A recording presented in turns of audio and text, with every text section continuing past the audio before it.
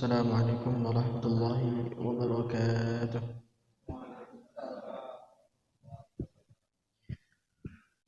Alhamdulillah wassalatu wassalamu ala rasulillah wa ala alihi wa sahbihi wa nuwala ila yaumil qiyamati wa ba'd. Hadirin rahimakumullah. Alhamdulillah pada malam hari ini kita masih diberi kesempatan untuk melanjutkan kajian seputar ayat-ayat hukum. Dan insyaallah kita akan membahas pada tema yang baru, yaitu adalah seputar pakaian sholat.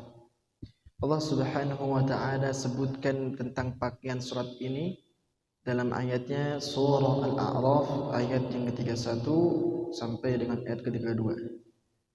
Jadi setelah kita sampaikan kemarin tentang adzan, maka insyaallah pada malam hari ini tentang pakaian untuk mengerjakan sholat. Jadi Allah Subhanahu wa ta'ala jelaskan pakaiannya.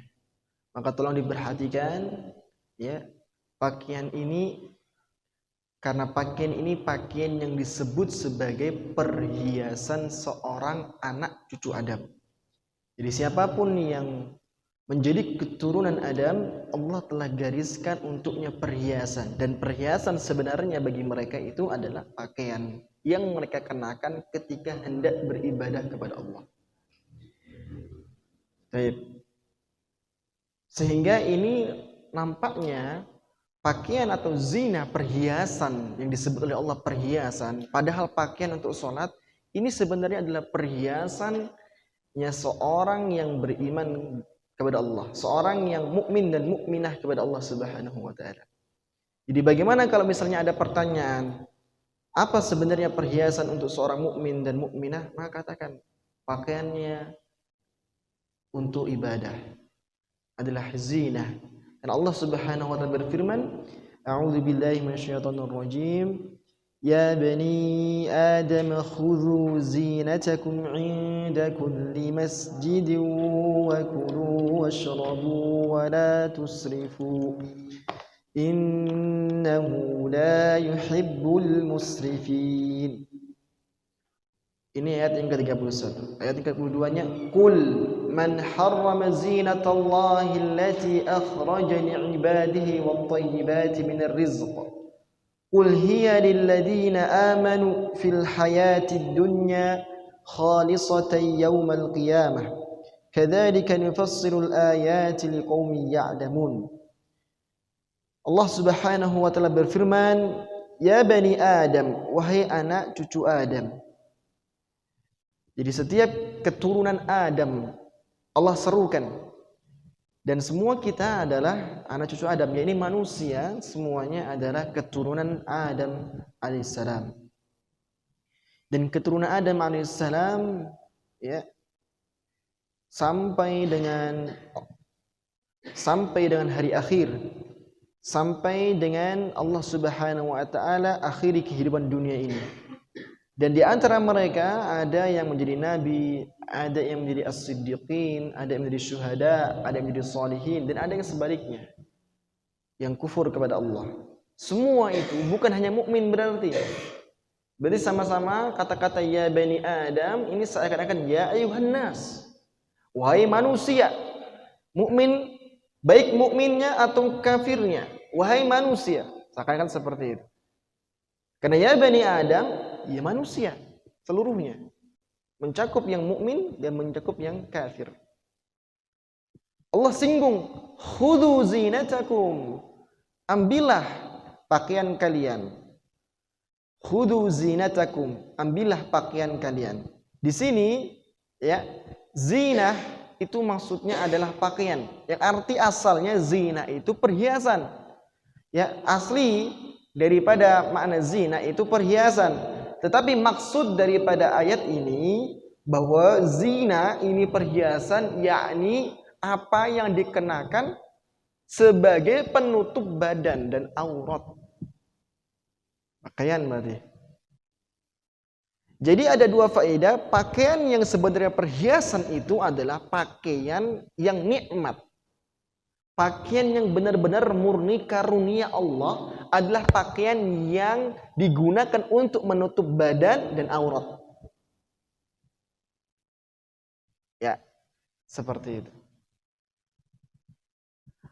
Karena Allah Subhanahu wa taala tatkala menyelamatkan Adam dan Hawa, istrinya, dari kesalahan, dari pelanggaran yang menelanjangi dan membuka aurat mereka, Allah berikan nikmatnya, Allah berikan rahmatnya untuk menolong mereka berdua, yaitu diberikannya pakaian. Ketika pelanggaran itu dilakukan, maka Allah hukum, Allah cabut nikmatnya, yaitu berupa dibukanya aurat. Jadi ketika pakaian itu cenderung membuka aurat, itulah sebenarnya sebuah nikmat yang hilang. Atau itulah siksa dari Allah Subhanahu wa taala. Nikmat, bukan ni'mah tapi niqmah, bencana. Tetapi jika pakaian itu menutup aurat dan menutup badan, maka itulah yang disebut perhiasan. Itulah ni'mah, nikmat dari Allah, murni kenikmatan. Yang kedua, Allah Subhanahu wa taala sebutkan pakaian yang bagaimana?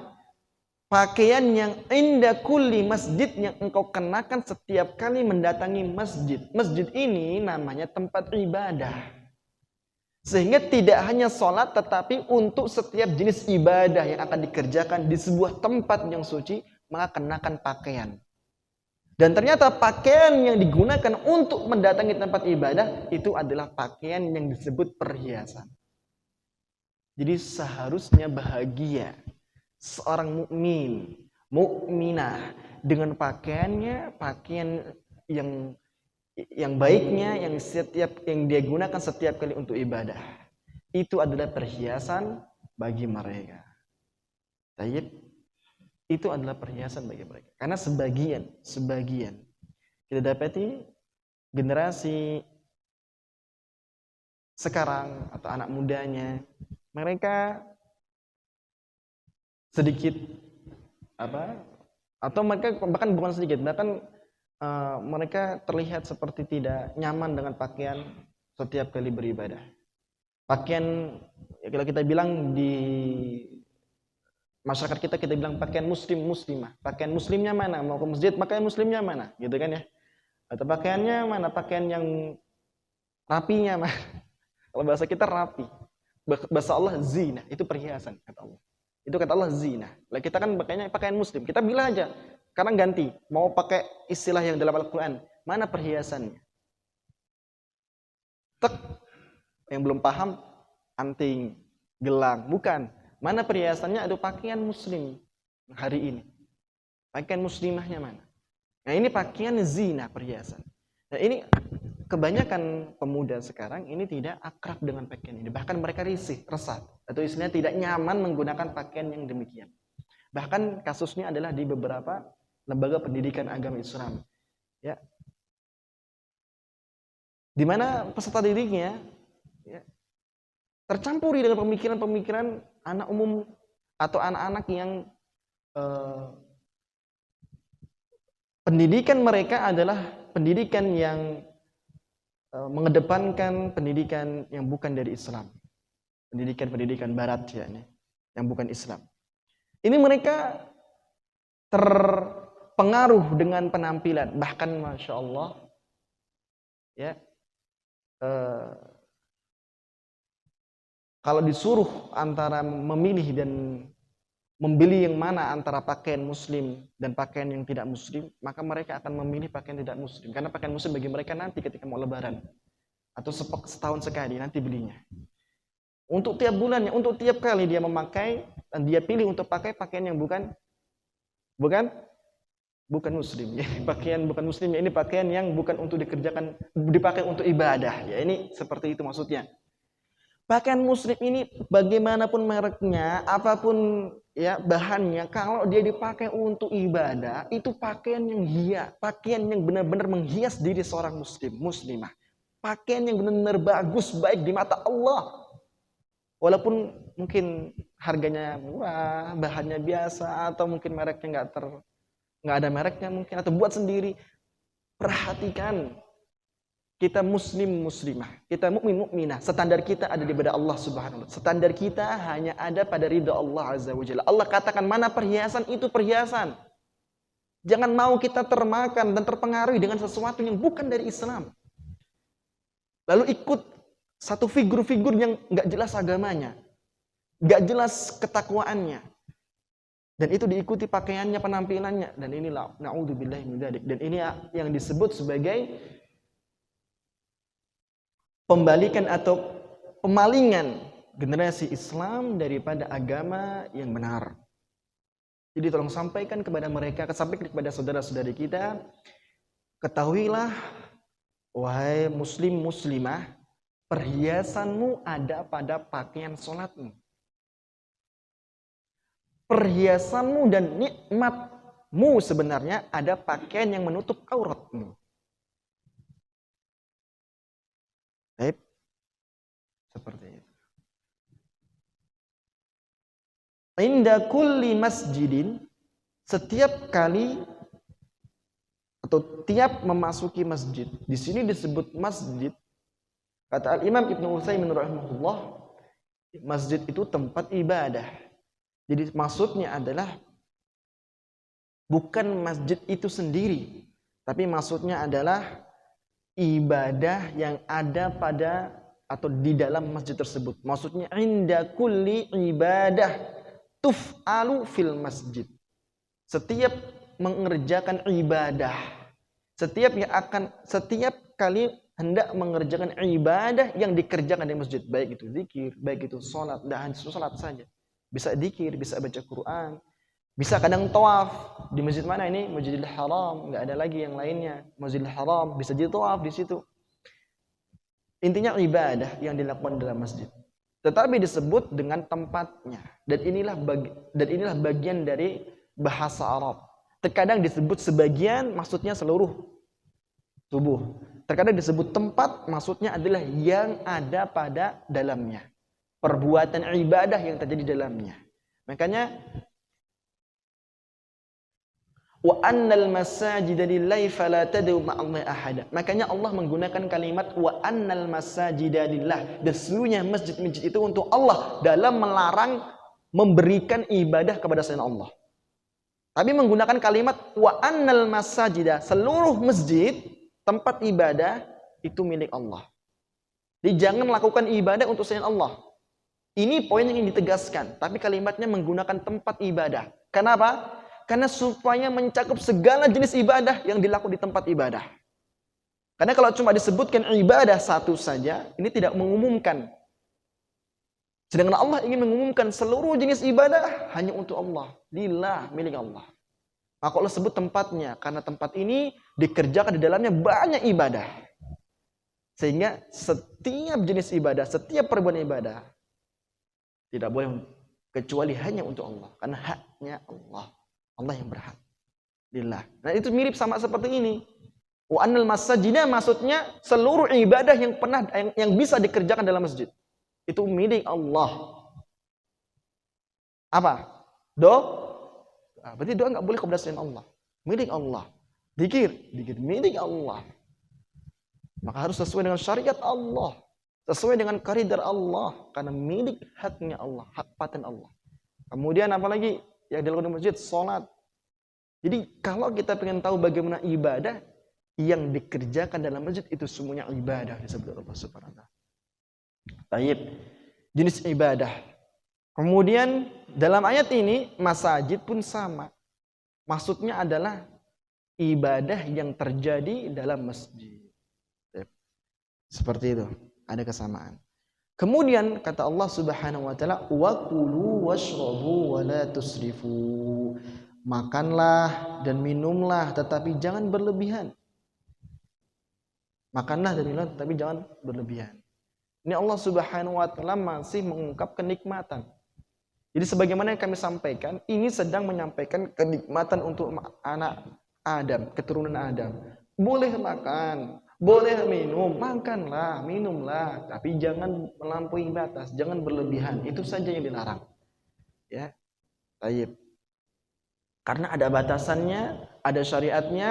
Kalau sampai melanggar, maka jangan dimakan, jangan diminum. Baik. Ini masih satu tema yaitu menyebutkan nikmat Allah, yang artinya bahwa memakai pakaian ke masjid itu nikmat Allah disandingkan dengan makan dan minum.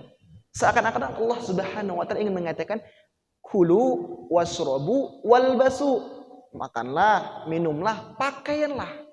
Pakai pakaian apa saja silahkan. Wala tusrifu, yang penting jangan melampaui syariat, jangan melampaui batasan syariat. Itu aja. Ya, jangan berlebihan melampaui batas syariat dan jangan kurang, sangat kurang, dan itu kurang daripada batas syariat. Jadi sangat kurang sampai melebihi batas syariat. Seakan ini ada batasnya. Ke atas melampaui batas bisa berlebihan, atau sangat kurang pun sama. Melampaui batas, keluar daripada batas ke bawah, itu pun dilarang. Wala tusrifu, jangan melampaui batas.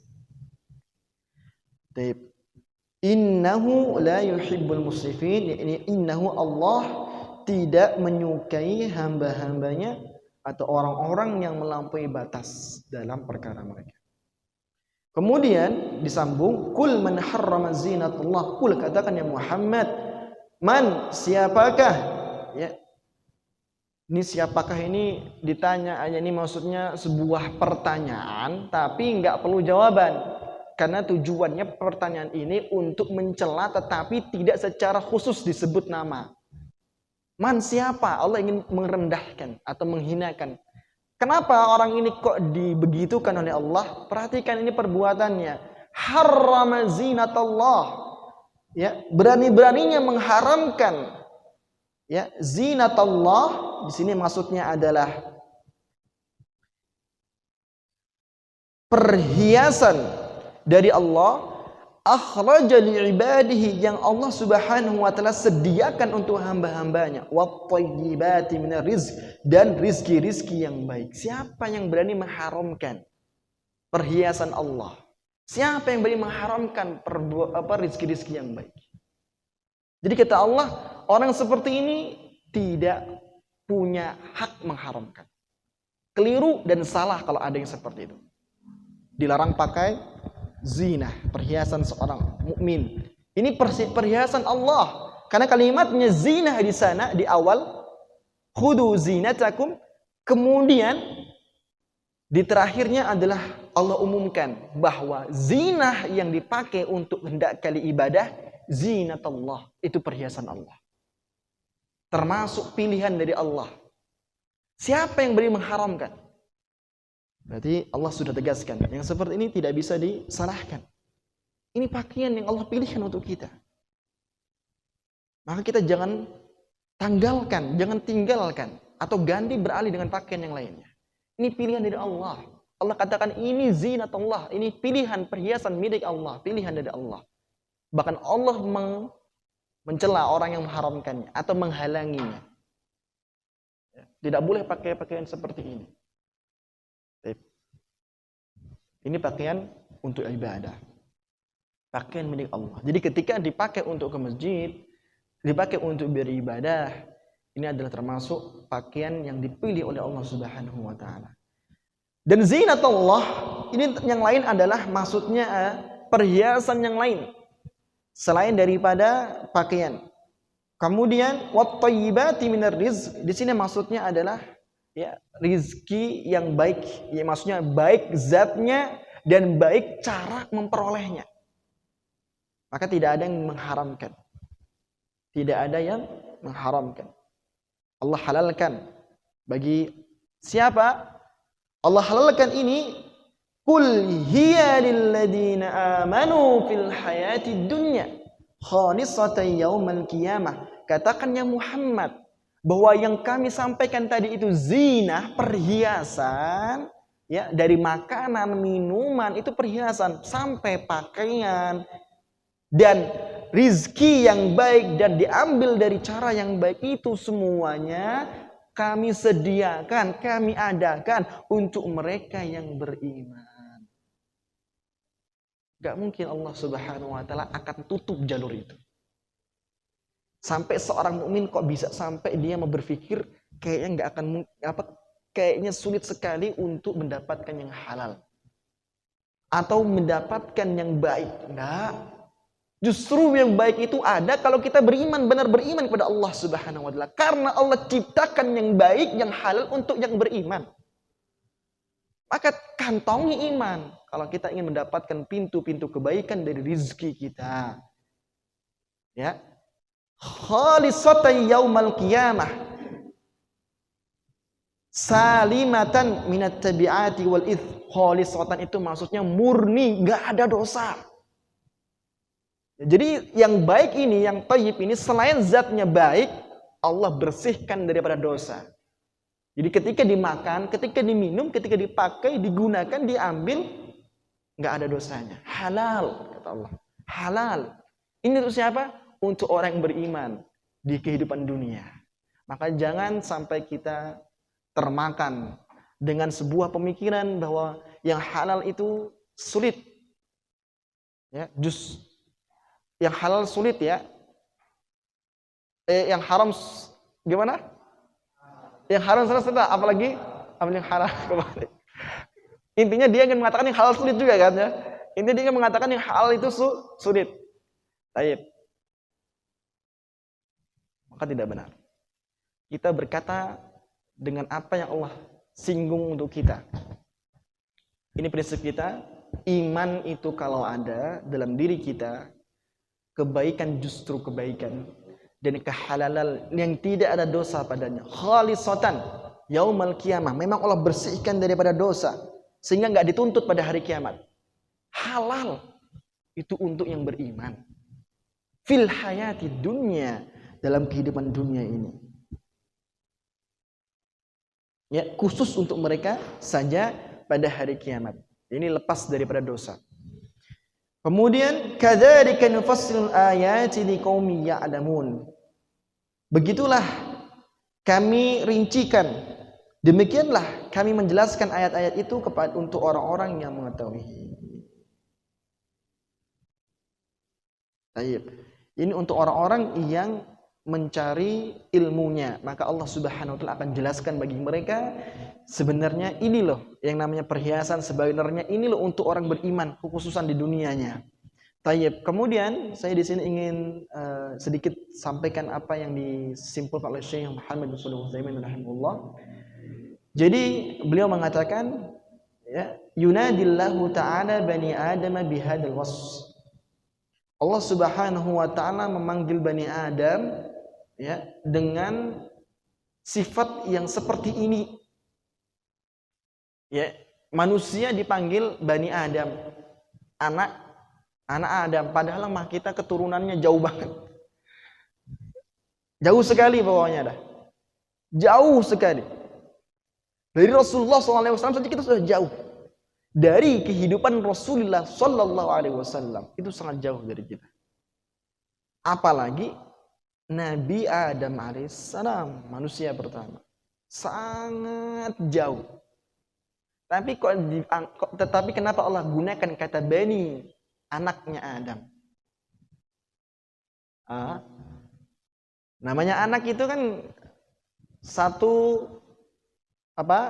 di bawah satu tingkatan. Ayah, anak, begitu. Kadang-kadang kita ini tingkatnya jauh sekali. Cicit pun jauh lagi, masih tidak namanya. Nenek moyang lah, umum pokoknya. Maka ini kata Syekh rahimahullah, likurbi tahaddusi an abihim Adam. Karena mereka itu ada dan diciptakan oleh Allah ya, dekat dengan penciptaannya Adam alaihissalam. Dekat dengan penciptaan Adam alaihissalam. Bukan karena waktu. Disebut anak itu bukan karena waktunya. Karena memang penciptaan yang terjadi dua kali. Pertama dari air. Ya. Dari air yang hina. Yaitu air mani. Terus yang kedua apa? Seluruh kita. Setelah itu. Yang pertama bukan dari. Yang pertama dari saripati tanah. Ya. Baru setelah itu yang kedua. Seluruh kita. Sampai dengan hari ini. Dengan air yang hina. Jadi jarak antara penciptaan Adam dan penciptaan manusia selainnya itu adalah antara berubahnya saripati tanah menjadi kemudian air yang hina. Perubahan itu jaraknya satu tingkatan. Entah berapapun jumlah atau kurun yang terjadi pada makhluk-makhluk setelahnya atau manusia setelahnya yang tercipta dari air yang hina itu nggak dihitungkan. Yang penting perbedaan itu cuma satu tingkatan, maka dianggap sebagai anaknya Adam. Karena dari asal mereka diciptakan. Kemudian Allah Subhanahu wa taala memerintahkan mereka untuk mengambil pakaian mereka. Dan pakaian ini adalah perhiasan badan mereka untuk setiap kali beribadah kepada Allah Subhanahu wa taala. Supaya pakaian ini dikenakan untuk menutupi aurat mereka. Kemudian Allah juga memerintahkan mereka untuk makan dan minum. Supaya ini menjaga kekuatan mereka dan membantu mereka untuk bisa mengerjakan ibadah kepada Allah Subhanahu wa taala. Tanpa melampaui batas secara tabiat dan secara syar'i. Taib. Ini sedikit dari apa yang beliau ringkaskan. Lalu di akhirnya beliau memberikan sebuah kesimpulan. Wujubu lubsi thiyabi 'inda kulli salatin fayakunu syaratan li sihhatiha wa hadha mahal istishhadi bil ayatain. Wajibnya mengenakan pakaian setiap kali sholat. Karena sholat itu sebuah ibadah. Dan ibadah sholat itu juga terjadi dalam masjid. Maka menggunakan pakaian untuk setiap kali sholat. Ini dalilnya adalah pada surah Al-A'raf ayat ke-31. Ya, untuk mengenakannya. Dan ini hukumnya wajib. Tidak bisa seorang ya kemudian sholat tanpa menggunakan pakaian. Taib, fayakunu syaratan li sihhatiha, maka ini menjadi syarat untuk sahnya salat. Sehingga ketika ini enggak dipakai, yakni enggak menutup aurat atau enggak menutup badan aurat dan lebih daripada itu, maka ini menjadi pembatal, tidak sah salatnya. Taib, sehingga ya pakaian yang sekedar menutup aurat itu membuat sahnya salat. Ya. Misalnya pakai kaos dalam, lalu pakai sarung. Tetapi itu ya bukan yang dimaksud dalam pada ayat ini. Bukan sekedar menutup aurat. Tetapi zina itu lebih kepada yang menutup badan keseluruhan. Yakni maksudnya yang dimana kita menggunakan tersebut di hadapan manusia dengan penampilan yang indah, maka gunakan pakaian tersebut untuk berhadapan kepada Allah Subhanahu wa taala. Jadi zina di sini bukan hanya sekedar menutup aurat intinya. Tetapi dia lebih daripada itu. Karena kalau hanya menutup aurat, maka Allah Subhanahu wa taala tidak mengungkapkan zinahnya. Ya ini maksudnya zina itu dia sesuatu yang indah, perhiasan, menutup badan sekaligus auratnya dapat ditutup.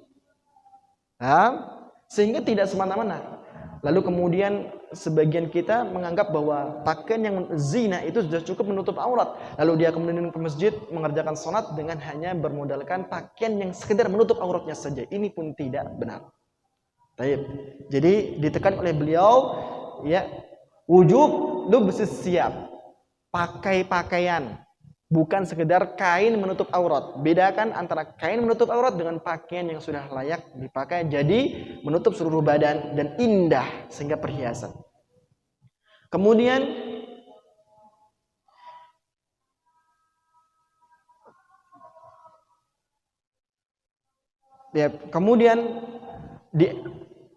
di faidah yang pernah disebutkan oleh beliau rahimahullah bahwa yang namanya pakaian itu adalah pakaian yang lengkap, yang komplit, bukan hanya menutup aurat, bukan kain penutup aurat saja. Itu pakaian itu disebut sebagai nikmat karena ada unsur zinah dari Allah Subhanahu wa taala. Yang kedua, beliau juga pernah menyinggung namanya makan atau perintah makan dan minum, ya.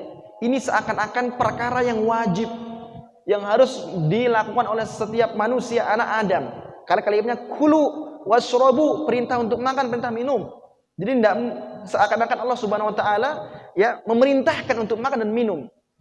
Jadi tidak bisa yang namanya anak Adam ya kemudian mengharamkan makan dan mengharamkan minum untuk seumur hidupnya. Tidak bisa. Karena Allah mengatakan sebaliknya, perintah makan dan minumlah. Hanya batasannya jangan melampaui batasan syar'i. Itu saja. Taib. Maka di sini kata beliau, huma wajibani in tawaqqafa alaihima hifdzul badani min ad-darari wat tanafi. Maka karena ini perintah dalam agama kita bisa dua, perintah yang ditekankan dan perintah yang dianjurkan. Perintah yang ditekankan itu adalah wajib, berarti bisa saja makan dan minum itu hukumnya wajib dan kita harus makan, kalau enggak haram, kalau enggak dosa malahan. Kapan? Ketika kita perlu menjaga badan ini daripada bahaya dan kerusakan, daripada kebinasaan, kematian. Di mana titik kalau kita tidak makan, kita mati, kita wajib makan. Itu wajib, nggak makan haram. Yang kedua, karena ini perintah juga bisa bermakna perintah anjuran, yaitu mustahab, dianjurkan, disenangi, disunnahkan. Maka ini tujuannya bukan untuk menghindarkan dari kematian, yaitu makan dan minum untuk merasakan rizki Allah. Satu. Yang kedua, untuk kekuatan dalam melakukan ketaatan kepada Allah Subhanahu wa ta'ala. Bedakan itu semua. Sekarang kalau kita dapat rizki dari Allah berupa makanan dan minuman, cek, lihat kira-kira kita pada poin yang mana. Kita poin yang wajib atau poin yang mustahab. Kalau seandainya kita bukan poin yang wajib, kita poin yang mustahab, ingat tujuannya adalah untuk merasakan, mencicipi nikmat Allah, tidak lebih daripada itu, dan sebagai kekuatan untuk ketaatan kepada Allah. Wala tusrifu. Kalau lebih daripada itu, itulah yang namanya israf. Itu yang sudah mulai kemudian berlebihan. Makan di atas ya apa yang kita butuhkan daripada kekuatan untuk melakukan ketaatan. Di atas itu yang disebut dengan berlebihan. Kelebihan makannya ini, kelebihan minumnya ini, dan setiap kelebihan pasti punya pengaruh yang tidak baik, negatif pada tubuh ini, ya, karena memang yang Allah syariatkan itulah yang terbaik untuk kita. Yang sebaliknya pelanggaran atau yang melampauinya, itulah yang disebut ketidakbaikan atau keburukan untuk kita. Seperti itu. Dan ya, israf ini bukan hanya pada makan dan minum, ingat. Israf ini juga dalam masalah pakaian. Jangan terjang ke atas berlebihan, ya, dan jangan juga terjang ke bawah, kurang sekali sampai keluar batas. Taib. Kemudian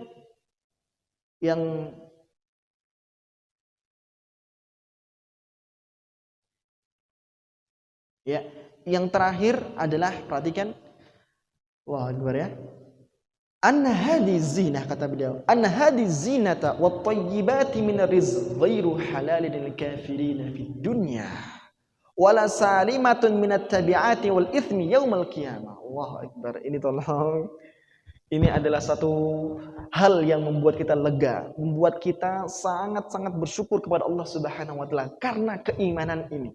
Perhatikan, yang namanya zina, yang Allah sebut zina dari makanan, dari minuman, dari pakaian, dan yang disebut dengan halal, tayyibati minar rizq, rizki yang baik itu enggak halal untuk orang-orang kafir. Sekalipun besar jumlahnya, sekalipun enak rasanya, banyak, Allah katakan enggak halal untuk mereka. Dan enggak khalisah, enggak selamat daripada dosa pada hari kiamat. Jadi makan minum mereka sudah mengancam atau menambah dosa kita, menambah dosa mereka. Makan dan minum tidak bisa lepas, hampir tiap waktu, tiap harinya. Dan dosa selalu mengiringi mereka pada hari kiamat. Di setiap makan dan minum, di setiap pakaian. Lalu bagaimana seorang mukmin tidak bahagia dengan imannya? Karena makan dan minumnya dan pakaiannya Allah bebaskan dari dosa. Allah. Kalau bukan keimanan, maka kita akan sama apa yang mereka rasakan, ya, daripada dosa hari kiamat. Hanya gara-gara makan dan minum gak halal di dunia ini. Dimakan, diminum, sekalipun nikmat, sekalipun kata mereka sehat, sekalipun itu mahal, bergizi, super bergizi, nggak halal, nggak selamat itu di hari kiamat. Maka bersyukur dengan keimanan ini. Apapun lauknya, apapun minumnya, apapun pakaiannya, ini halal, bersih dari dosa pada hari kiamat. Bahkan menjadi wasilah untuk kebaikan, mendatangkan pahala. Dan itulah perhiasan, dan itulah kenikmatan yang sebenarnya. Taib. Ayat yang setelahnya. Sambil menunggu adzan, Allah Subhanahu wa taala berfirman dalam surah Luqman. Surah Luqman ayat ke-18. Wala tusair khaddaka linnas wala tamshi fil ardi maraha. Innallaha la yuhibbu kulla mukhtalin fakhur. Ya, silakan yang ingin membuka surah Al-Luqman ayat ke-18. Wah. Kita istirahat terlebih dahulu. Wassallallahu nabiyana Muhammadin wa ala alihi wasallam. Kita istirahat terlebih dahulu. Insyaallah kita akan lanjutkan sedikit. Ayat ini insyaallah tidak panjang, tidak pendek. Poinnya singkat tetapi memang menjadi lanjutan daripada kajian sebelumnya. Wabillahi taufiq wal hidayah. Assalamualaikum warahmatullahi wabarakatuh. Bismillahirrahmanirrahim. Assalamualaikum warahmatullahi wabarakatuh. Alhamdulillah wassalatu wassalamu ala Rasulillah wa ala alihi wa sahbihi wa ila yaumil qiyamati wa ba'd. Insyaallah pada sesi kedua ini kita selesaikan pembahasan kita. Ini pada ayat surah Al-Luqman, pada ayat 18 dari surah Al-Luqman, Allah Subhanahu wa taala berfirman, "Wa la tusair khaddaka lin-nas." A'udzu billahi minasyaitonir rajim. "Wa la tusair khaddaka lin-nas wa la tamshi fil ardi marha. Innallaha la yuhibbu kulla mukhtalin fakhur." Yang artinya, dan janganlah kamu memalingkan wajah dari manusia karena sombong. Wala tamshi fil ardi maraha, dan janganlah berjalan di bumi ini dengan angkuh. Innallaha la yuhibbu kulla mukhtalin fakhur. Sungguh Allah tidak menyukai orang yang sombong dan membanggakan diri. Baik. Di sini kaitannya dengan pembahasan kita, terlebih dengan pakaian. Maksudnya adalah Allah Subhanahu wa taala melarang untuk hambanya dalam menampakkan kesombongan, keangkuhan, ya, baik penampilan maupun gerak-gerik. Penampilan itu adalah maksudnya wala tusa'ir khaddak, ketika Anda berpenampilan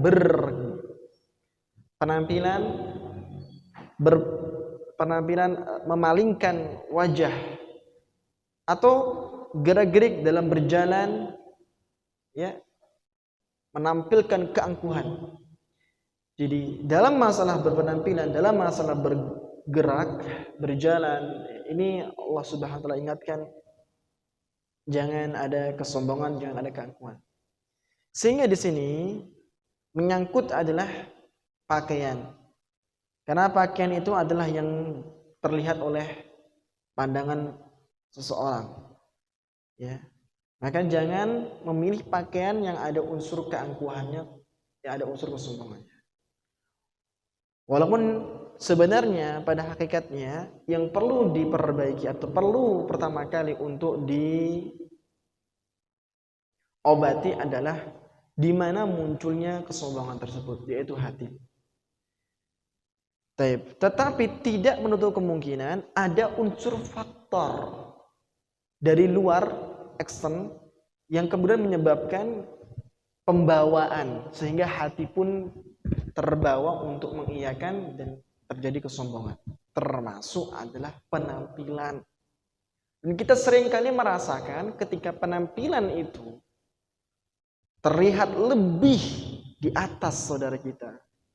Lalu kita melihat rendah saudara kita, itu membawa kebanggaan atau perasaan yang mengungguli temannya. Maka yang seperti ini, pembawaan ini berasal dari hanya sekedar kita memakai pakaian. Dan ternyata memang ekstern ini juga dapat mempengaruhi dari pembawaan suasana. Maka untuk itu Syekh rahimahullah membawakan ayat ini dengan dalil umum untuk menekankan tidak bolehnya memakai pakaian yang ada kesombongannya. Karena ini kaitannya, terlebih kaitannya pakaian untuk sholat. Maka jangan sampai pakaian yang ada kesombongan.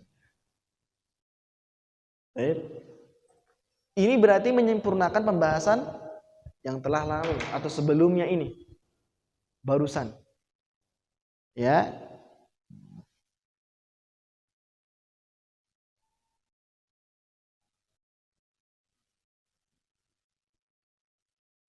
Ya.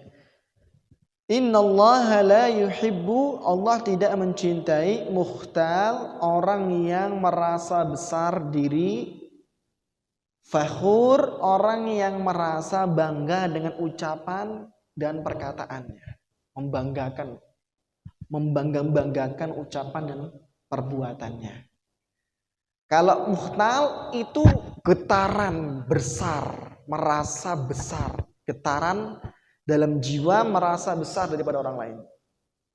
Mukhtal. Kalau fakhur muncul dari batin yang seperti itu, kondisinya perkataan, dan dia berbangga dengan perkataan karena merasa perkataannya lebih unggul, bahkan lebih bagus daripada yang lainnya. Dan perbuatannya, sehingga Allah Subhanahu wa taala melarang dari mana sumber itu terjadi dan efek yang terjadi. Sumbernya terjadi dari batin, Allah larang jangan ada kesombongan, jangan ada mukhtal, jangan.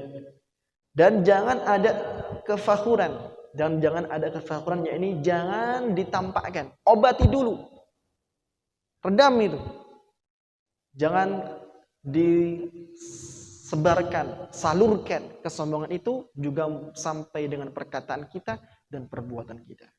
Redam dia, tahan dia dalam hati, obati. Ya, seperti itu. Beliau mengatakan seperti ini. Allah mengkabarkan kepada kita, ya, bahwa Luqman telah diberi hikmah, sebagaimana dalam ayat sebelumnya, walaqad atayna Luqmanal hikmah. Dan di antara hikmah yang ada pada Luqman al-Hakim adalah perkataannya kepada anaknya. Ya, ini jangan engkau wahai anakku, ya, memalingkan wajahmu karena ada anggapan besar, ta'adzub, mukhtal dalam dirinya tuh, saya ini besar. Jadi kalau lihat itu kayak sudah penampilan angkuh atau sombong, memalingkan wajah dari temannya, begitulah. Itu berangkat dari memang ada rasa besar dalam dirinya. Ya, wala tamshi fil ardi maraha, dan juga jangan berjalan di muka bumi ini, ya, dengan kesombongan, keangkuhan. Baik. Berarti dia sudah menyalurkan kesombongan dalam batinnya keluar batin, bentuknya aktivitas, kegiatan, dan juga ucapan. Ini Allah sebutkan dan Allah larang dari sumbernya dan dari efeknya. Innallaha la yuhibbu kulla mukhtalin fakhur. Allah enggak suka orang yang ada perasaan besar, merasa hebat dalam dirinya, dan Allah tidak menyukai orang yang sombong dengan perkataannya, sombong dengan perbuatan tindakannya. Nah, nampak. Yang kedua sudah nampak, yang pertama ya terpendam, tapi itu semua memiliki satu, kembali kepada pengaruh negatif, buruk semua. Taib. Maka beliau kemudian memberikan istifadah tahrimul khuyala'i wal fakhri wa yashmal dzalika al khulaya'a fil libasi. Dan inilah yang beliau ingin ambil sebuah dalil daripada ayat.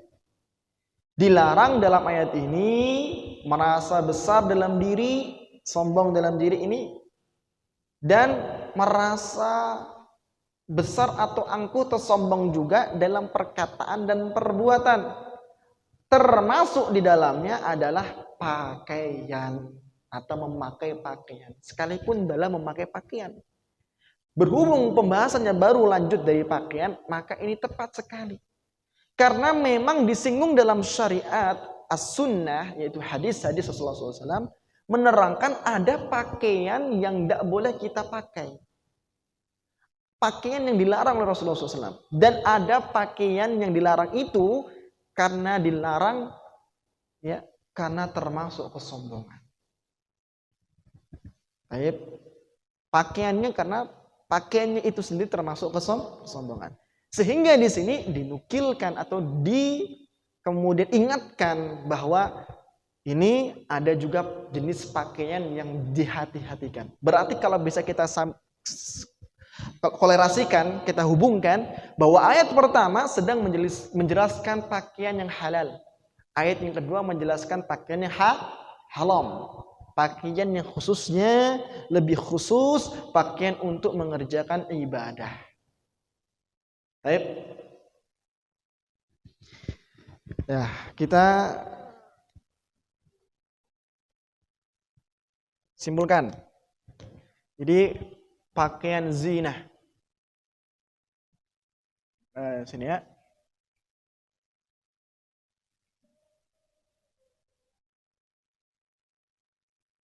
Pakaian ibadah.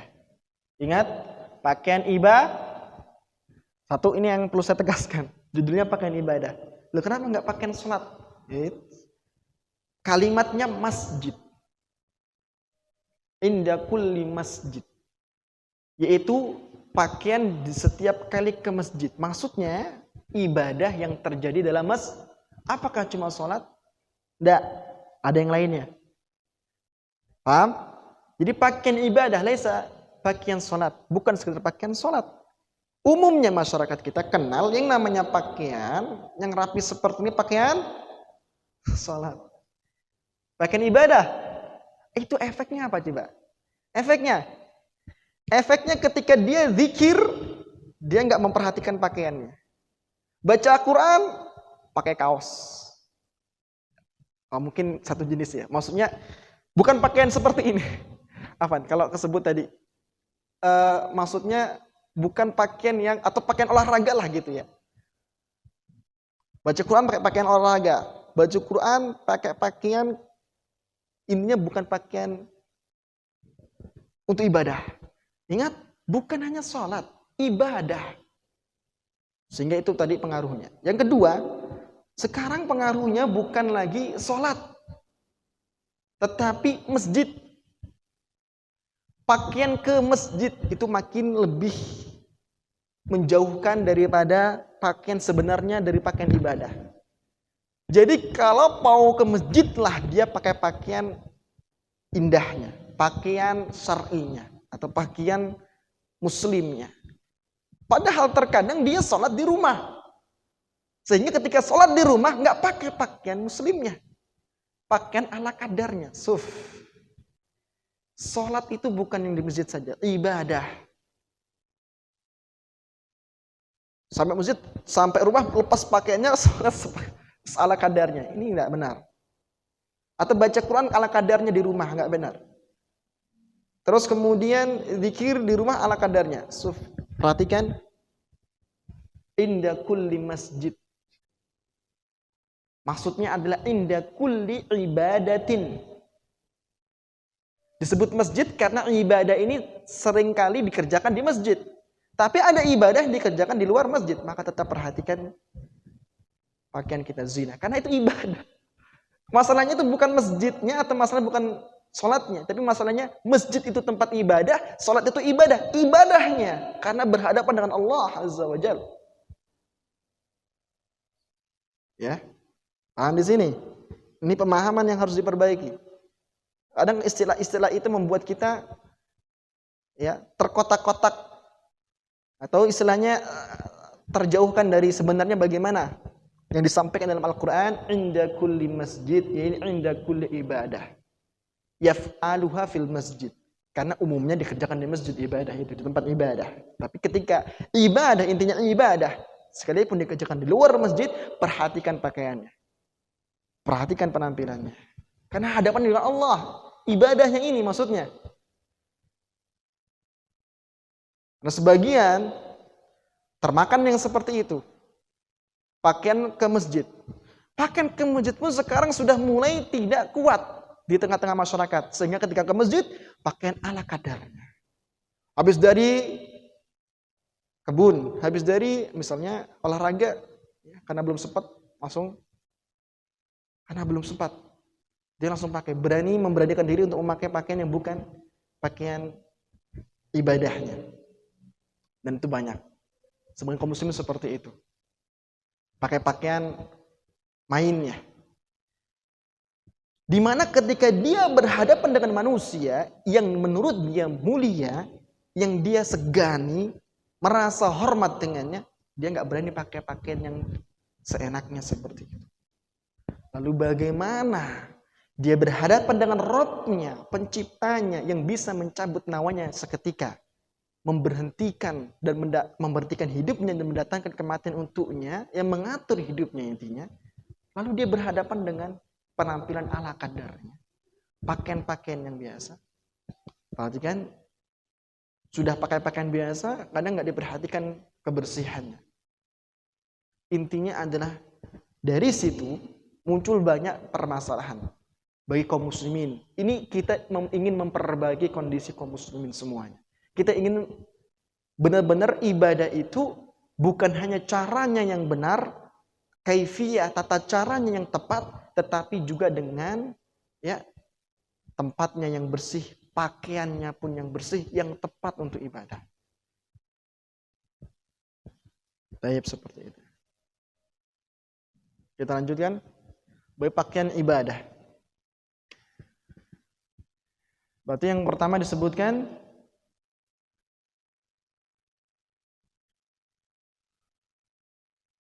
apa? Pakaian layak pakai. Layak pakai atau indah. Masih indah. Karena kalimatnya zina. Ya, kalimatnya berangkat dari zina. Zina itu perhiasan.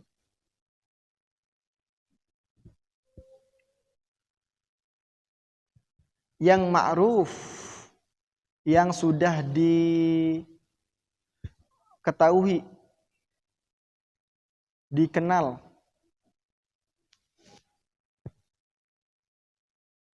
dipakai untuk ibadah. Yang kedua, bersih. Bersih dari apa? Kotoran dan najis.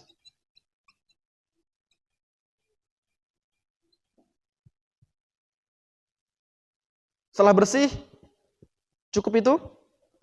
Baunya, aromanya, iya, wangi. Kalau misalkan nanti ada yang tidak tepat untuk wanita, maka berarti kayak wangi ini nggak dipakai. Seperti itu. Tapi secara umum ada kesamaan. Ya ini berbau harum atau harum. Harum. Nah. Kemudian ingat tadi apa? Tidak israf, tidak melampaui batas. Ya, tidak melampaui batas.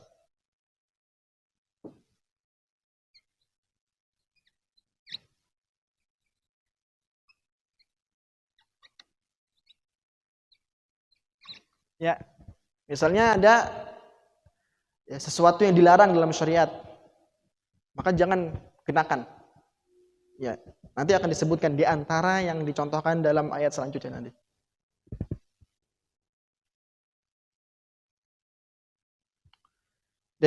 Bersih dari kotoran najis, ya ini lebih dominan kepada ya sebagaimana Nabi sallallahu alaihi wasallam mencintai pakaian warna putih karena unsurnya kebersihan, lebih menampakkan kebersihan. Sangat menampakkan kebersihan. Kembali ke sini. Ya, kemudian harum aromanya. Berarti menggunakan parfum. Menggunakan wangi-wangian. Ya. Warna disoroti wangi-wangian. Harum termasuk diantaranya juga apa? Harum aroma mulutnya. Bukan hanya pakaiannya. Itu termasuk di dalamnya bukan wangi-wangian. Karena nggak mungkin kita siramkan di sini. Tapi kita pakai apa? Siwak. Siwaknya pada kemana? Siwak itu adalah salah satu yang membersihkan. Ini penyempurna kata para ulama. Ya, kalau ingin sempurna, Anda pakai siwak. Siwak. Ya.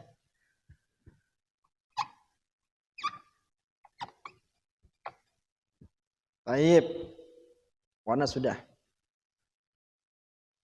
Ya. Kemudian ini mungkin ya, tidak melampaui batas. Di sini tadi dijelaskan pada ayat barusan. Yaitu adalah wala tusa'ir khaddaka lin-nasi wala tamshi fil ardi marha. Innallaha la yuhibbul mukhtalin. Allah tidak mencintai, tidak menyukai orang yang mukhtal al-fakhur. Berarti tidak melampaui batas di antaranya adalah pakaian yang haram ya. Jangan pakai pakaian yang haram. Pakaian yang diharamkan. Satu di antaranya pakaian apa? Isbal. Baik. Pakaian isbal. Karena satu-satunya atau di antara atau bahkan yang disebutkan secara nas, pakaian yang ada unsur kesombongannya adalah pakaian yang identik kepada isbal. Baik, perhatikan.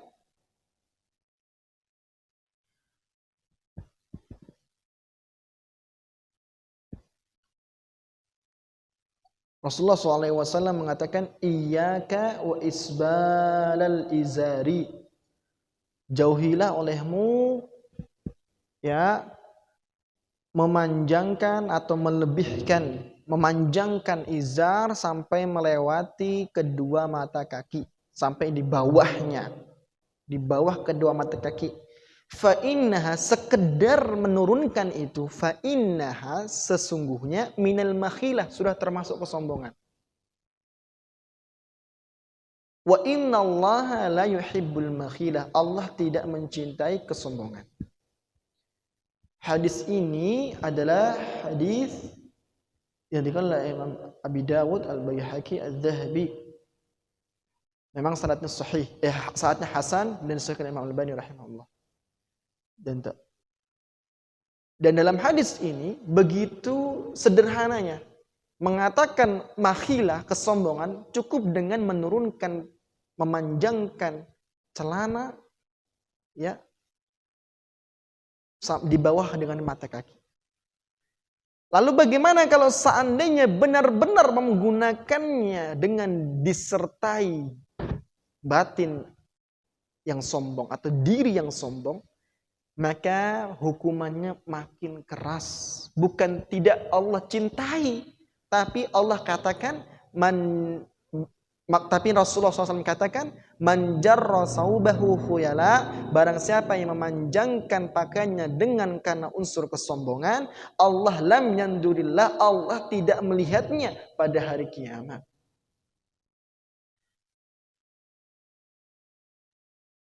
Bahkan ditambahkan lagi dalam riwayat yang lain bahwa Allah menggabungkan dengan 3 golongan. La yukallimuhumullah. Allah enggak akan mengajak bicara pada hari kiamat. Wala yanzuru ilaihim, tidak melihat kepada mereka. Wala yuzakkihim, tidak akan membersihkan mereka. Walahum adzabun alim, dan mereka berhak dapat siksa yang pedih. Baik. Jadi dari sini untuk laki-laki maka pakaian yang diharamkan maka itu diperhatikan, jangan sampai terbawa dalam sholat. Dan itu sepakat para imam madhab mengharamkan menggunakan pakaian yang melampaui kedua mata kakinya karena unsur sombong. Yang berselisih adalah kalau nggak ada kesombongannya. Berhubung hadis menerangkan bahwa sekedar menurunkan saja minal makhilah termasuk kesombongan, maka itu sudah menjadi hal yang harus dijauhi, dihindari. Makanya Abu Sa'id Al-Khudri radhiyallahu anhu meriwayatkan dari Rasulullah SAW, izratul muslim ila nisfis saq. Kalau ingin tahu celananya orang muslim, itu adalah ila nisfis saq, sampai dengan setengah betis. Wala haraja,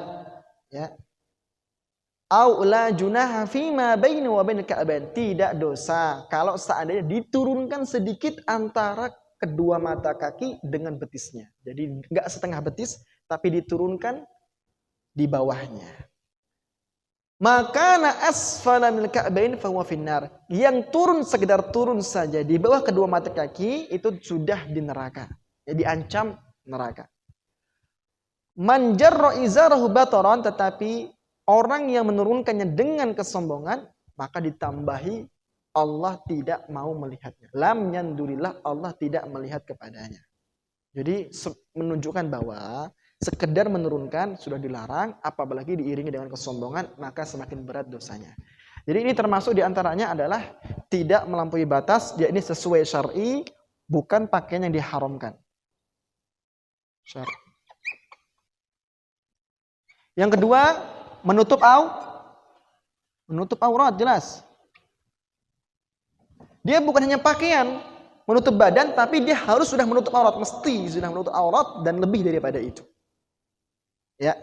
Oleh karenanya, sebagian kaum muslimin yang saya katakan tadi, ketika mereka mengambil sebuah ungkapan bahwa pakaian masjid, yang kemudian sekarang hari ini pakaian tersebut sudah tidak lagi kuat adanya di diri tengah muslimin, sehingga sebagian mereka malah justru memakai pakaian ala kadarnya ke masjid.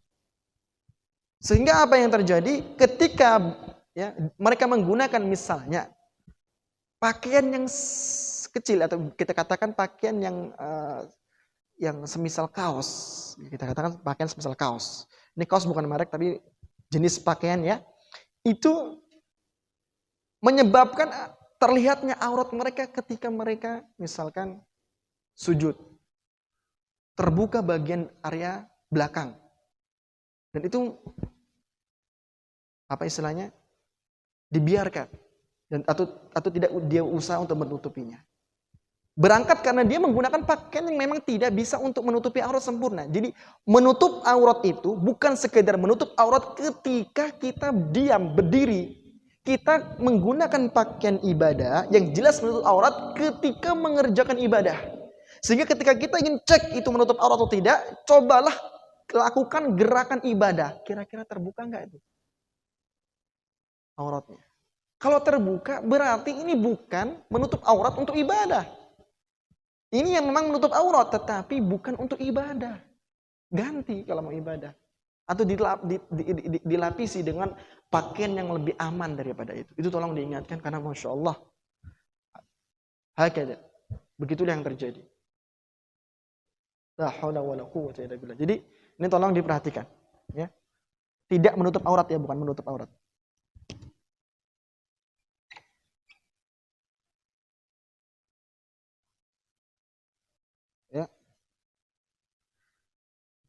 Baik. Yang ketiga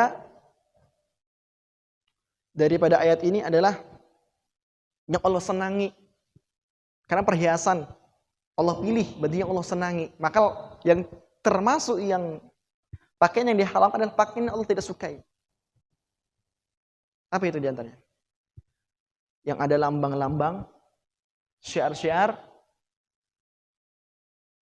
syaitan, atau penyembah syaitan, atau pengikut syaitan, pemuja syaitan, atau orang-orang kafir yang kufur kepada Allah. Hati-hati. Ya. Dan tidak disukai oleh Allah adalah khususnya dalam ibadah pakaian yang memalingkan dari Allah. Ya, pakaian yang memalingkan dari Allah, pakaian yang banyak apanya?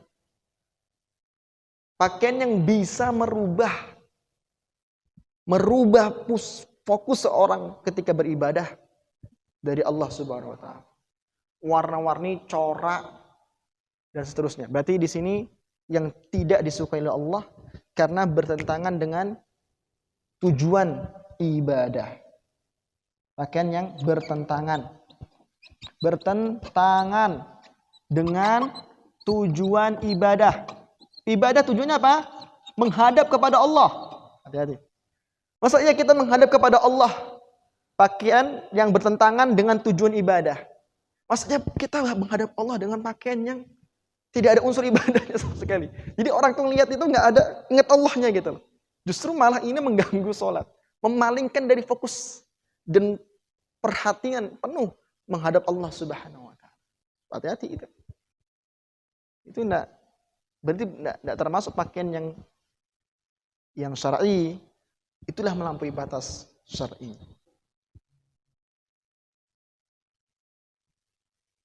Ya? Tolong?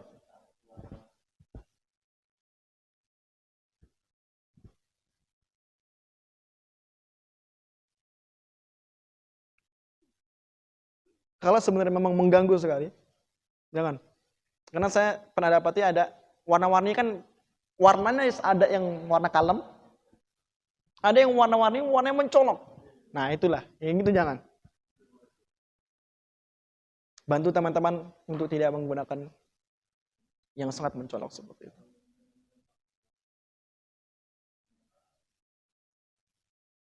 Melu hidup, ya itu tidak boleh, ditutup.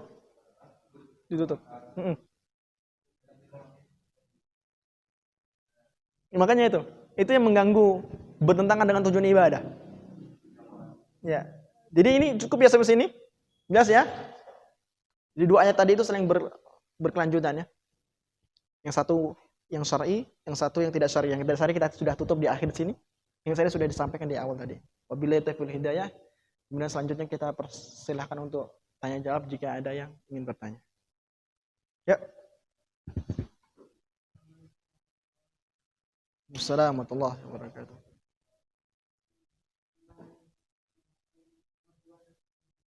Ya.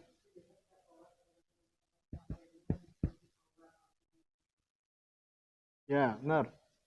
Terus.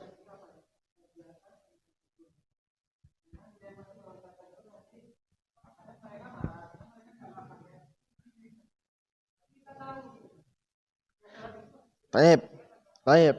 Memang tujuan kita adalah tolong menolong dalam kebaikan. Bentuk tolong menolong dalam kebaikan adalah mengingatkan saudara kita. Cuma kan mengingatkan itu ada caranya. Kalau seandainya dikira cara tersebut belum tepat pada saat itu, maka jangan pakai sekalipun itu kebaikan. Pakai cara yang tepat walaupun nggak sekarang. Misalkan sampai akhirnya kita punya wewenang atau istilahnya Allah berikan kemudahan sebagai ketua masjid misalnya. Sehingga ketua masjid punya aturan bahwa setiap yang pakaiannya terlihat tidak menutup aurat dipinjamkan pakaian muslim yang menutup aurat yang lebih indah ketika sholat. Nah itu diantara cara-caranya untuk mengurangi seperti itu. Dan ini salah satu hal yang paling efisien ketika ketua masjidnya sudah seperti itu. Ketimbang setiap kita yang berturun tangan.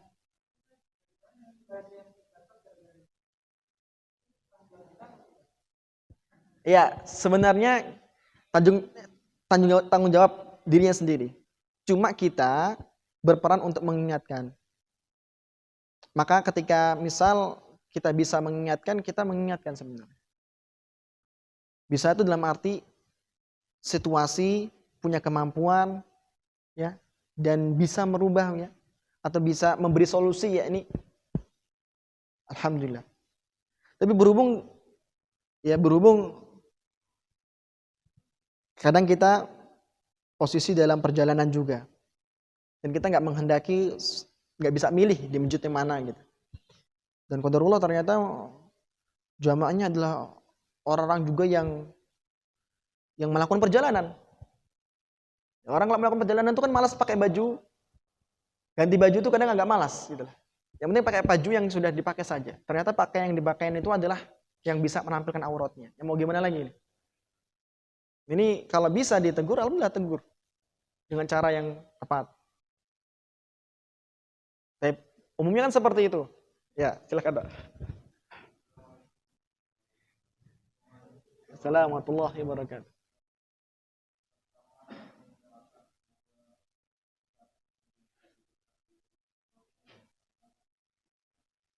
Amin.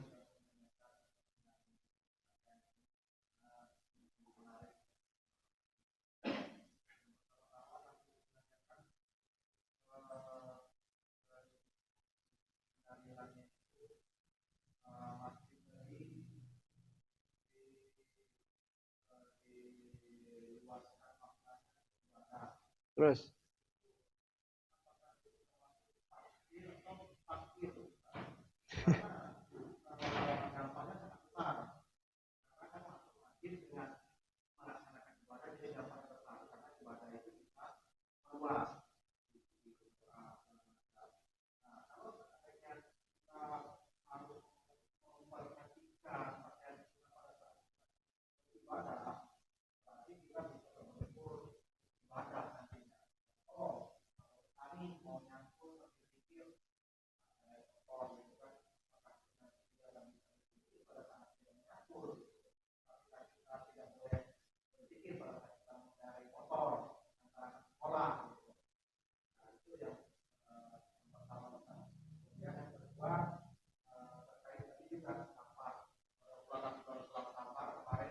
Ya.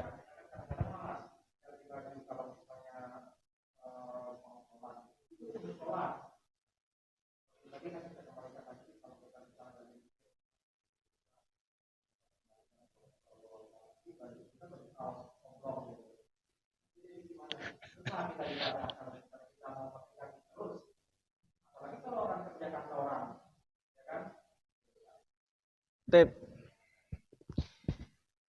Tip, Masya Allah. Tip. Untuk arti masjid, lalu kemudian diterjemahkan sebagai maksudnya adalah ibadah yang terjadi di dalamnya, itu termasuk tafsir. Karena masjid itu pertama, masjid itu tempat ibadah, itu maklum.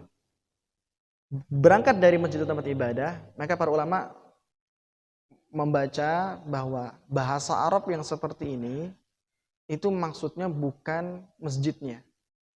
Karena dalam ayat yang lain, wa annal masajida lillahi fala tad'u ma'allahi ahada. Dan sesungguhnya bahwasannya masjid-masjid itu milik Allah. Dan janganlah berdoa kepada seorang pun selainnya. Jangan berdoa bersama Allah seorang pun atau sesuatu apapun selain Allah. Jadi kalau diartikan masjid saja, justru malah ini pembatasan. Maksudnya adalah di situ termasuk, yang benar adalah termasuk ibadah, yang masjid itu adalah tempat ibadah. Digunakan tempat, yang dimaksudkan adalah perbuatan yang terjadi pada tempat tersebut. Baik. Berarti masjid itu sendiri, dan bukan hanya masjid, amal ibadah yang terjadi di dalamnya, maka untuk Allah Subhanahu wa taala. Baik. Maka di sini pun sama. Di sini pun sama adalah maksudnya masjid itu sendiri. Ya.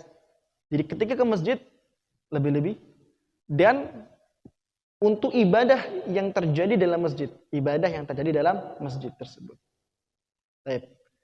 Maka kita gunakan ini karena ini termasuk tafsir dan ini termasuk susunan bahasa Arab yang memang demikian disebutkan tempat tapi maksudnya adalah amaliyah yang terjadi di dalamnya. Dan ini yang dipilih oleh Syekh Muhammad Shalih Utsaimin rahimahullah. Saya hanya nukil saja. Kemudian untuk yang dimaksudkan tadi semisal sebenarnya ya ketika tadi diumumkan bahwa setiap kali kita hendak ibadah itu perhatikan kondisi kita. Baik. Maka sebenarnya pakaian ibadah sebagaimana disebutkan di sini itu adalah pakaian yang digunakan memang ya dalam rangka ibadah. Ya, ini maksud saya adalah kalau mau cari mana yang terbaik dalam kondisi kita hendak beribadah, maka kita gunakan pakaian yang tepat untuk beribadah. Itu sebenarnya. Taib, sebenarnya. Dan itulah adab yang benar. Sekalipun kita misal mau berzikir. Ya. Sekalipun kita misal mau berzikir. Kita lebih baik memilih pakaian yang benar-benar untuk ibadah supaya kita menghadirkan benar-benar keagungan. Karena di antara kenapa dikhususkan pakaian ibadah untuk ibadah, zina itu dikaitkan dengan masjid, dianggap zina, pakaian ibadah dianggap perhiasan. Kenapa? Karena unsurnya ta'dim syairillah, mengagungkan syiar-syiar Allah. Itu pada asalnya. Tapi seandainya kita tidak bisa maksimal dalam menggunakan pakaian ibadah ini karena kondisi tertentu, maka intinya jangan sampai terjatuh kepada pakaian yang haram, yang bertentangan dengan ibadah. Seandainya memang kita tidak memungkinkan, seperti kayak tadi, ya dalam menyetir, misalnya, atau dalam bertani, misalnya. Baik. Karena ibadah ini nggak hanya berlaku dalam masjid. Namanya ibadah itu ya bisa di masjid dan di luar masjid. Sehingga ya pakaian yang pada dasarnya pakaian untuk khusus ibadah, tetapi ketika di luar masjid nggak semudah di dalam masjid. Kalau dalam masjid kita punya dorongan banyak teman-teman yang lain pakai pakaian ke masjid. Tetapi kalau di luar masjid terkadang dorongannya lemah. Sehingga kita tidak bisa menggunakan pakaian ibadah selalu. Maka paling tidak jangan pakai pakaian yang bertentangan dengan ibadah. Seperti itu. Ya, paling maksimal masih menutup aurat. Ya. Mungkin modelnya yang berbeda. Jelas mau tutup aurat jelas itu. Jelas tutup aurat jelas. Ya. Sebenarnya masih ada unsur ini enggak? Bersih, jangan ada yang najis. Kemudian wangi, harum lah. Dan tidak, walaupun mungkin bentuknya berbeda. Kali ini karena memang tidak bisa menggunakan pakaian yang sama seperti ketika hendak ke masjid, pakai pakaian yang berbeda model, tetapi masih membawa unsur-unsur yang ada. Diusahakan seperti itu. Itu pakaian ibadah yang dimaksud maksudnya. Ya, silakan. Waalaikumsalam warahmatullahi wabarakatuh. Siap.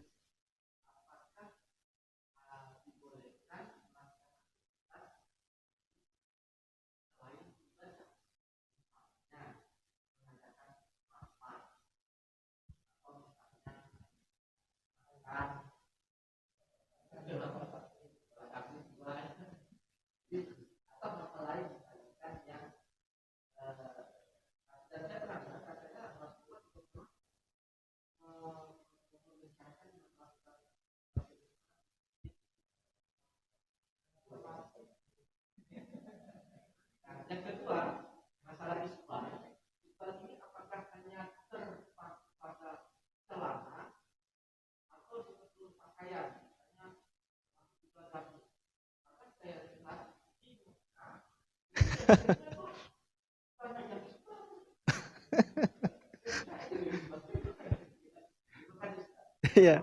Iya, jazakumullah khairan. Jazakumullah khairan. Masyaallah, mumtaz.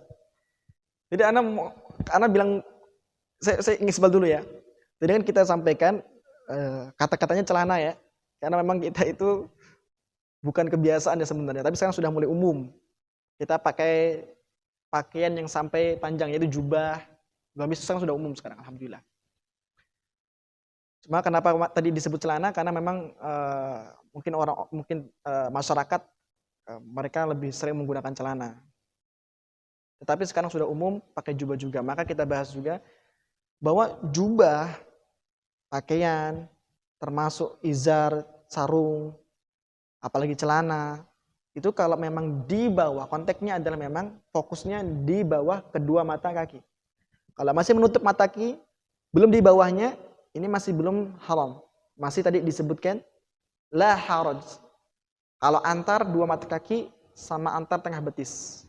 Tapi kalau sudah sampai turun di bawahnya, atau ternyata sampai mata kaki itu menjadi wasilah untuk tertutupi kedua matanya, maka jangan. Karena wasilah kepada keharaman. Maka lebih baik di atas kedua mata kaki atau setengah betisnya sesuai dengan sunnahnya. Dan unsurnya adalah di bawah kedua mata kaki. Maka itu termasuk isbal. Adapun yang kita dapati di sebagian manusia, bahkan sebagian pengajar, sebagian ustadz, bahkan sebagian syekh, maka ini berangkat dari permasalahan, perselisihan yang ada pada isbal, yaitu menggunakan pakaian isbal tidak sombong. Di situ tempat perselisihannya. Maka ketika kita melihat bahwa ada syekh yang isbal misalnya, guru yang isbal, maka kita juga bisa melihat ada syekh yang tidak isbal, ada guru yang tidak isbal. Maka tergantung sekarang kita menimbang, bukan memilih langsung, tapi menimbang, mengkaji. Ketika ternyata ya, yang memanjangkan atau isbal, memanjangkan kainnya sampai di bawah telapak kaki atau isbal, itu selalu atau dalilnya adalah ingin mengangkat bahwa terbebas dari dosa, terbebas dari siksa. Karena mereka tidak bersombong dalam menggunakannya. Baik. Maka arahnya kebantahan kepada hal tersebut. Yang sering dipakai adalah dalil-dalil yang menerangkan bahwa hanya yang sombong yang diazab atau yang dihukum. Tayyib. Perhatikan di antara dua pendapat ini. Antara yang tidak isbal dengan yang isbal tapi tidak sombong. Tidak isbal sama sekali. Dan dia tidak ada unsur kesombongannya jelas. Apalagi atau yang isbal tapi tidak sombong. Perhatikan, di antara kedua ini, mana yang kita lebih aman untuk tidak berspekulasi di akhirat kelak, terbebas daripada azab? Yang pertama. Karena yang kedua pun setuju dengan yang pertama, cuma yang kedua membela diri. Kalau sampai ada azab kepada dia, nggak sampai, karena saya nggak ada dosa. Tapi sebenarnya mereka memilih pendapat pertama juga. Dan yang spekulasi aman di akhiratnya adalah yang pertama. Jadi jangan sampai malah dibalikkan. Yang pertama disalah-salahkan. Misalnya gitu. Misalnya kalau terjadi. Justru yang agak berat mempertanggungjawabkan itu yang kedua. Bagaimana dia berusaha untuk mendapatkan kejelasan dalil bahwa tidak ada azab, padahal ada dalil-dalil yang mengancamnya. Keberatan di situ. Di situ bertanggung jawab. Maka spekulasi yang aman di akhirat adalah yang pertama. Jadi itu jawabannya. Ya. Sebelum lebih jauh perbandingan dalil di antara keduanya. Kemudian yang tadi yang pertama tentang makan di masjid. Ya. Sebenarnya fungsi masjid itu dalam Islam, kata Syekh bin Baz rahimahullah, tidak terhenti dalam pengerjaan salat semata. Bahkan Nabi SAW juga duduk bersama sahabatnya di masjid. Ya, pertama mengajari mereka seperti ini ta'lim. Yang kedua mengatur strategi yang disampaikan tadi. Ya, atau mendengarkan keluhan mereka. Kadang ada sebagian mereka candaan mereka. Bahkan sebagian mereka mengeluarkan syair untuk Nabi Muhammad SAW. Syair mereka dan selainnya. Ya, maka ketika kalimatnya fa idza jtama'a jama'atul masjid fi masjidihim wa tahadasu fi ma bainahum aw ja'aluhu makanan lil islah fa kullu dzalika la ba'sa bih. Kata beliau, kalau jamaah masjidnya berkumpul dalam masjid untuk berbincang, mengakrabkan di antara mereka. Biasanya kalau sekarang ini kita ada bumbunya. Bumbunya apa? Makan, minum, gitu kan?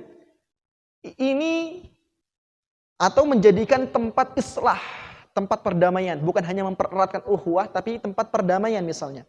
Ini semua kata beliau la ba'sa bih.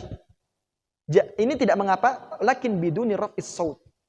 Tapi jangan sampai meninggikan suara. Terbabak, terlepas suaranya, ngakak. Ta'diman, mengagungkan sya'airillah, mengagungkan adanya unsur syiar-syiar Allah yang melekat pada masjid tersebut, ketenangan. Yang kedua, kalau itu ada makan dan minuman kotor, kerapian, kebersihan. Baik, seperti itu. Wa inna ma ja'an nahyu, yang ada larangannya adalah anil bai'i wasyira'i fil masjid. Jual beli di masjid. Ya. Atau mengumumkan kehilangan di masjid. Seperti itu. Makanya Al-Imam Ibnu Taimiyah dalam fatwa Al-Misriyah, beliau mengatakan innal akla wan nauma, daripada hadis disimpulkan oleh beliau, innal akla wan nauma fil masjid la ba'sa bihi ma lam yattakhid adatan. Makan dan tidur di masjid itu enggak apa-apa selama tidak menjadi kebiasaan. Mukimnya lalu makanya para sahabat yang tinggal di masjid Nabi sallallahu alaihi wasallam dibuatkan ruangan sendiri, enggak dalam masjidnya. Ya, al-suffah. Dibuat di tempat tersendiri. Makanya Imam Nawawi dalam Al-Majmu'nya kemudian mengatakan qala Syafi'i wal ashab, Imam Syafi'i mengatakan dan begitu pula para imam Syafi'iyah, yajuzu lil mu'takifi wa ghairi ay ya'kula fil masjid wa yashrabu wa yad'ul ma'idah. Boleh untuk orang yang sedang berdiam diri di masjid dan selainnya untuk makan di masjid, minum dan meletakkan hidangan. Ya. Wa yaksilu yadahu, bahkan kalau seandainya tangan setelah makan itu masih kotor, ada tempat cuciannya.